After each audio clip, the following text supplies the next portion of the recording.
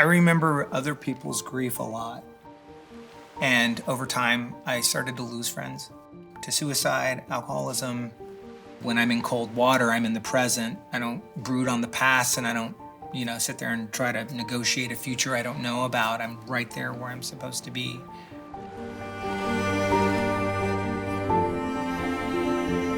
My name is Shannon.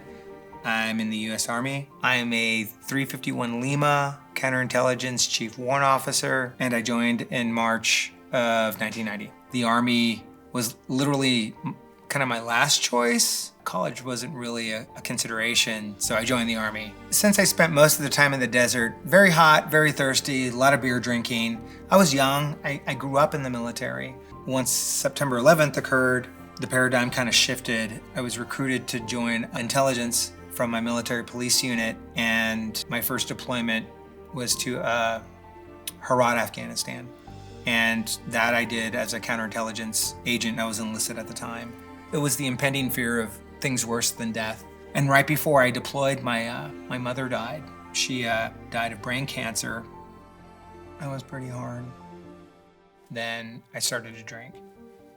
And that's what was my primary coping mechanism. You get questionnaires on how you're doing, and I knew what the answers that would send me into a treatment center, so those were the answers I am not going to answer, honestly.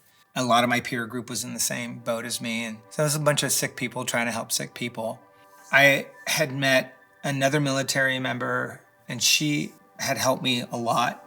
And then we developed a relationship. She got pregnant, we had a kid, but I was still paying for all of this wreckage. There was a lot more drinking and things going on deployments near the end. She really understood what was going on with me, but kind of was like, you've got to handle this. And so I hit the vet centers. I received a PTSD diagnosis with panic anxiety disorder and acute alcoholism. This time around, I have been sober for 8 years, going on 9. It was easy to stop drinking. It's hard to stay stopped. As someone who has a drinking disorder, my natural state is to be using that substance or delving into that behavior. That's my natural state. So when I use a process, I have to surrender 100% to that process, because if I have just an inkling that I can just go back to the behavior, it happens to us in basic training, you have to submit to the instruction. It takes trust, but once the trust is given, then the trust is usually returned. The struggle is real, but the struggle is rewarding. And I immediately started going to group meetings with other men, other veterans, and just started to, it was liberating. I ended up finding a group that I really liked, and then I got introduced to other activities, and that's when I was introduced to open water swimming. And that changed my life exponentially. That's my group. They're a veteran group. A lot of them are veterans. They're people who've been touched by veterans.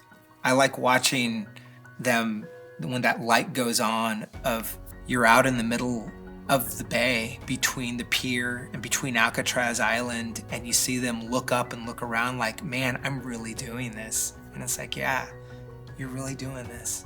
I remembered thinking that my combat experience was the only shared experience I had for a minute, and I realize now that there's lots of shared experiences with all people from everywhere, and that makes me feel part of a lot more. It's a scientific and medical fact that humans, when left alone, will die alone. It's not in our ethos to give up. It's in our ethos to go on. So sit down and start talking.